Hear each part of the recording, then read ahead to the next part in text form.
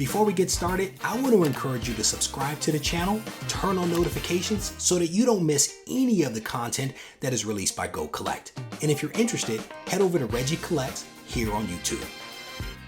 Regie here, your friendly neighborhood bodybuilder and comic book collector and the host of the GoCollect speculation video, and I want to welcome you to another episode. Before we get going with this week's 6th blog post, I want to give you a reminder to check out the GoCollect swag shop. They have just released some new items that you might be interested in addition to some awesome looking cozies. If you have been paying attention to social media and this channel, you know that there is a lot of speculation going on right now with the WandaVision TV show on the Disney Plus streaming service. This show is incredible, and as a result of being so awesome, it is inspiring all types of fan theories. And I'll be honest, I think that it is fantastic that people are having fun speculating on the possibilities of what could happen with this TV show. And our blogger has decided to get in on the action with making some predictions as to what might come next. Our blogger is speculating that Simon Williams, aka Wonder Man, is going to make an appearance in the WandaVision show, basically creating a love triangle between himself, Wanda, and Vision. And over the course of this blog post, our blogger does a solid job of helping you to understand his rationale and why he has come to this decision that Wonder Man is coming. In addition to that, he highlights a few books that you may want to check out that are related to Wonder Man. The very first book that the blogger talks about is Avengers issue number 9. And this is essentially the birth and the death of Simon Williams. I mean, he literally appears in this issue, and then by the end of the issue, he dies a heroic death. The next book that is highlighted by the blogger is Wonder Man issue number 1 from 1986. And the blogger highlights that this in many ways is an underrated comic. He highlights also that one of the best things about this specific book is the fantastic Bill Sienkiewicz cover. In all of last year, there were roughly 4 copies of Wonder Man issue number 1 that were sold, and they averaged a price of about $61. Over the last 90 days, there have been 3 additional sales that have seen the FMV actually increase to about $71. So if you believe that there is the potential for Wonder Man to actually appear in the WandaVision show, these are a couple of books that you may want to check out. There has been a lot of news and talk in the comic book community over the last several months about the next generation of heroes, this shift from older characters to younger characters that may actually allow for a newer and younger generation of comic book fans to get on board. Over the last few months, there has been a lot of excitement as well about Strange Academy. People are absolutely loving this title, but our blogger is saying, hey, don't forget, there was a similar type of thing that was rolled out several decades ago in the form of the New Mutants. And if you look at these two things, New Mutants and Strange Academy, they are very similar in that there were schools that were set up, there were talented, extraordinary youngsters that were put into this school, and all kinds of stuff actually happened. And so over the course of this blog post, our blogger does a really good job of comparing and contrasting these two awesome properties. The blogger points out that according to the database, the CGC database, there are roughly 2,700 copies of New Mutants issue number 1 that are graded at either a 9.6 or a 9.8. This is actually a far cry from Strange Academy issue number 1, which has roughly 4,000 copies on the CGC census when you consider and factor in all of the second and third print runs at both a 9.6 and a 9.8. Now, honestly, I think the blogger and I both agree on this. Both of these books are pretty solid. They're both great properties that are full of awesome characters. And neither one of these books will break the bank, to be honest with you. A 9.8 copy of New Mutants issue number 1 has an FMV of $110, and on the other side, Strange Academy actually has an FMV of $220. And in the blog post, the blogger basically recommends that you try to snag both of the books. What's also interesting is that recently we found out that DC is also getting in on the action with their Teen Titans Academy that is pretty much the same concept as what we've already talked about. So I think that even DC sees that there is some potential magic to be made with a younger cast of heroes. This next blog post I honestly find interesting because I recently read a few issues of The Nam from Marvel and I thoroughly enjoyed them. And so this blog post is not on The Nam, but it is on Undervalued War Comics, specifically War Comics from DC.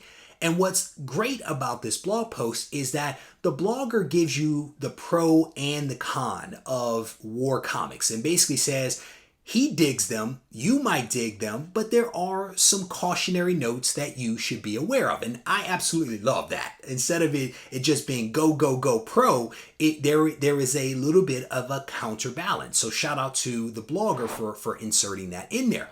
But in the blog post, the blogger highlights a couple of undervalued war comics that you may want to think about if you are thinking about picking up and adding some war comics to your collection. The very first undervalued war key that the blogger talks about is Our Army at War issue number 220 from June of 1970. This book features a wonderful Joe Kubert cover that was so fantastic that DC actually repurposed it for Sergeant Rock issue number 318. The blogger goes on to highlight that you can actually pick this book up for just a couple of bucks and actually cites his personal purchase via Heritage of this book for roughly $26 plus fees. The next book that the blogger highlights is Star Spangled War Stories issue number 88.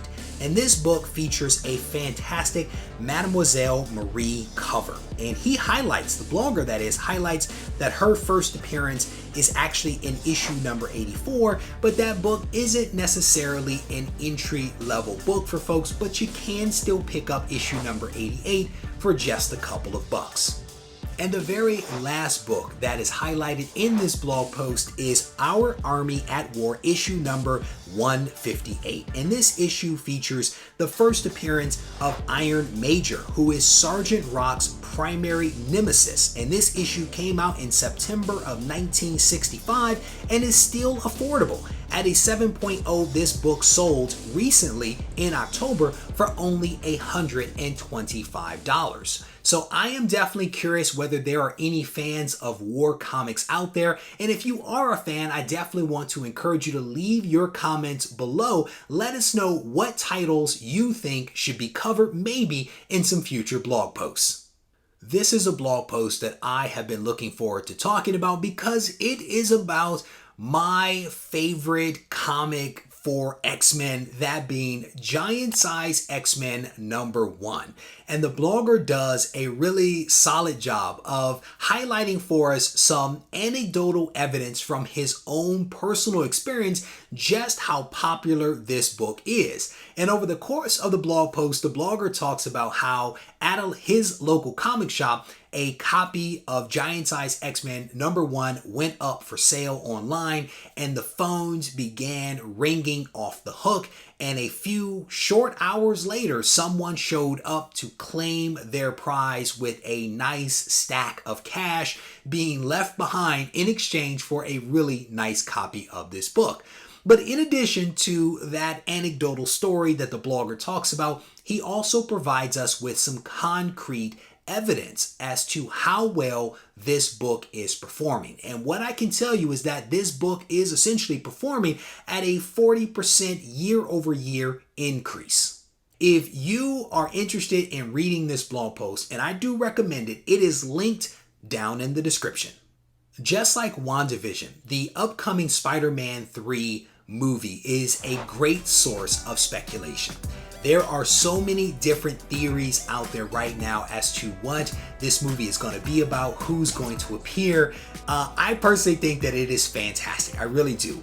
And our next blogger is getting in on the action, and he is speculating that the Sin Eater is going to be the villain in the upcoming Spider-Man 3 movie. And what's great about it is that you may not know one single thing about the Sin Eater, but that's okay because the blogger does a really good job of not only telling us everything there is to know about the Sin Eater, but he also provides a little bit of a rationale as to why the Sin Eater actually makes sense for this movie.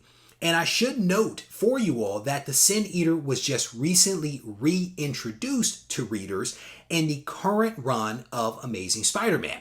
I am not going to go into all the details because I want you to read this blog post, but I do want to highlight one of the books that the blogger mentions in the post, a book that you may want to consider picking up if you want to speculate on the Sin Eater. That book is the Sin Eater's first appearance, that being Spectacular Spider-Man issue number 107. And again, if you are interested in speculating, you should read this well-written blog post in its entirety.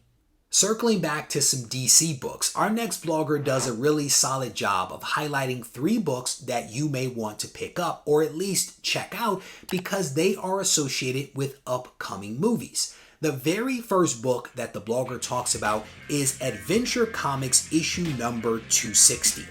This book is the first Silver Age appearance of Aquaman. Now, what's really interesting about this book is that sales are actually declining.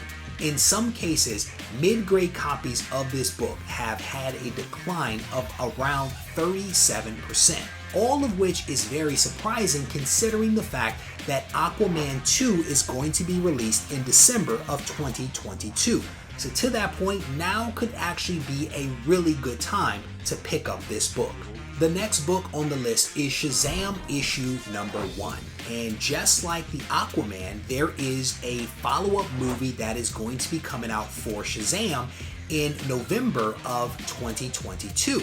And very similar to the aforementioned Adventure Comics issue number 260, what we are seeing here with Shazam issue number 1 is that values of this book are declining as well. For example, CGC 9.4 copies of this book have declined in value around 21% over the last 2 years. Raw mid-grade copies have actually sold recently for less than $50 on eBay.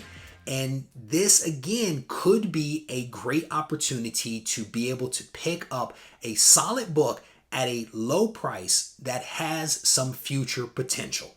So the very last book that the blogger talks about is Batman issue number 171. And this is the first Silver Age appearance of the Riddler. This book has actually seen an increase in value to the tune of about 40% since it was announced that the Riddler is going to be in the Batman movie. And so again, a couple of books that you may want to check out. I highly encourage you to check out this blog post in its entirety. It is linked in the description of this video. So there you have it. I hope that you guys enjoyed this episode, and if you did, I definitely want to encourage you to hit the subscribe button and tune in next week when we get to do this all over again.